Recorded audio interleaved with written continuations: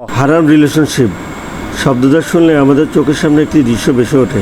আমরা মনে করি হারাম রিলেশনশিপ মানে কলেজ বিশ্ববিদ্যালয়ে পড়ুয়া দুটো ছেলে মেয়ে একসাথে খাচ্ছে দাচ্ছে ঘুরছে প্রেম করছে অনৈতিক সম্পর্কে ডুব দিচ্ছে, এতটুকুই। অথচ বিয়ের পরও যদি কোনো পুরুষ ঘরে স্ত্রী রেখে অন্য মহিলার সাথে অনৈতিক অবৈধ সম্পর্কে জড়িয়ে পড়ে তবে সেটাও হারাম রিলেশনশিপ।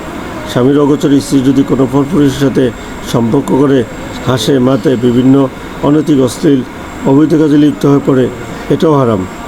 রিলেশনশিপ এক কথায় এই ধরনের সম্পর্কগুলোকে ফরকে বলা হয়।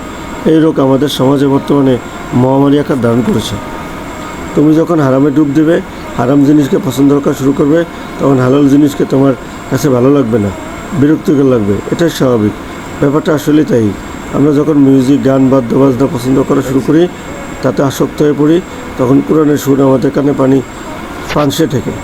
আমরা যখন স্বামী স্ত্রীর মতো হালাল সম্পর্ক যদি বাদ দিয়ে অন্য অবৈধ অনৈতিক সম্পর্কে জড়িয়ে পড়ি, আমাদের কাছে তখন হালাল সম্পর্কগুলো কি বিরক্তিকর মনে হয় এই সম্পর্কের মায়াজাল থেকে বিচ্ছিন্ন হয়ে যেতে পারলেই যেন আমাদের মুক্তি। এই অনিচ্ছা ভালো না লাগা একসময় রূপ নেয় ডিভোর্সের মতন সিদ্ধান্তে, ফলে আমাদের পরিবারগুলো ভেঙে খানখান হয়ে যায়। হারাম রিলেশনশিপের প্রতি পদক্ষেপই পথে আছে বিপদ। এমন সম্পর্ক শুরু থেকে শেষ পর্যন্ত পাপের সারাপ্রাপ্তির খাতায় আর কোনো কিছু ওঠার সম্ভাবনা নেই। অপরদিকে হালাল রিলেশনশিপের দিকে তাকান, কত সুন্দর আর মধুর সম্পর্ক। স্ত্রীর দিকে আপনি যখন মায়াভরা দৃষ্টিতে তাকান, যখন আপনি স্ত্রীর মুখে ভালোবাসে খাবার তুলে দেন, আপনি যখন স্ত্রীর জন্য উপহার নিয়ে আসেন, তাকে নিয়ে ঘুরতে যান, তার পাশে বসে মন্ত্রমুগ্ধ হয়ে তার গল্প শোনেন, এই সব কিছুতে আল্লাহ সুবহানাহু ওয়া তাআলা আপনার জন্য সওয়াব বরাদ্দ রেখেছেন। ফেরেশতারা তখন আপনার জন্য সাদাকার সওয়াব লিখে দেন। যুবকদের দিনে ফেরার পথে সবচেয়ে বড় যে প্রতিবন্ধকতা সেটা হলো হারাম রিলেশনশিপ। এমন অনেকেই আছে যারা হয়তো 5 ওয়াক্ত নামাজ সালাত পড়ে, রামাদানে সিয়াম রাখে, দিনের ব্যাপারে খুব আগ্রহী, কিন্তু একটা জায়গায় এসে আটকে গেছে হারাম রিলেশনশিপ।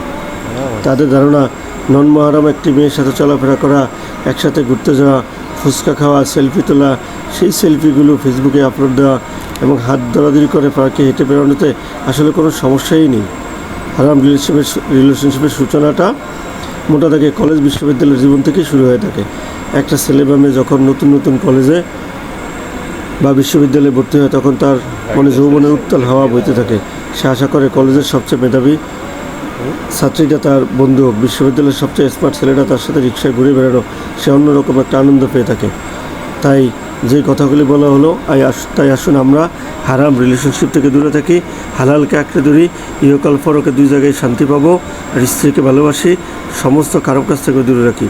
সবাই ভালো থাকবেন, সুস্থ থাকবেন। অবশ্যই চ্যানেলটা সাবস্ক্রাইব করে দেবেন। ইনশাল্লাহ আমি আপনাদের পাশে আছি, আপনারা আমাদের পাশে থাকবেন। আসসালামু আলাইকুম, আল্লাহ হাফেজ।